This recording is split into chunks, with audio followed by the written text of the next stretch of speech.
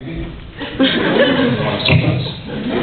La gente guay, como muy guay, ¿sabes? La gente que es como tan guay que hablan como para adentro. Porque a lo mejor tú no te mereces oírlos. Es como guay. Y la gente, ya no, ya. Ellos hacen...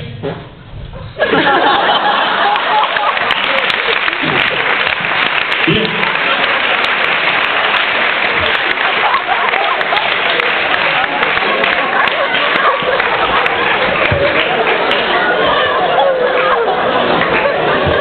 Amigos, por favor, acabamos de vivir un momento realmente incómodo para todos.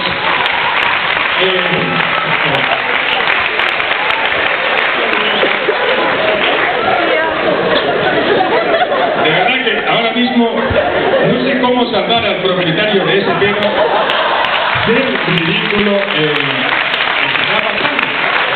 Cuidado. Cuidado. Creo que lo mejor para todos, y en especial para él, ni siquiera voy a mirar hacia el lugar donde creo que procedería. Lo mejor para todos será olvidar esto como si hubiera sido un sueño de David Lynch. No ocurrió, no pasó. Volvamos al texto. Este hijo puta se ha esperado al silencio.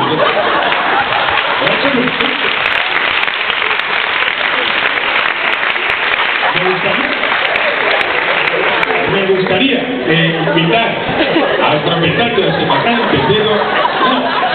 No, sin mirar, sin mirar. Por favor, si se puede quedar después del espectáculo 10 minutos rezagado para que nadie le dé su sitio, pero que venga a verme porque me lo quiero llevar de gira. Ha sido uno de los tíos mejor tirados que yo he visto en mi vida.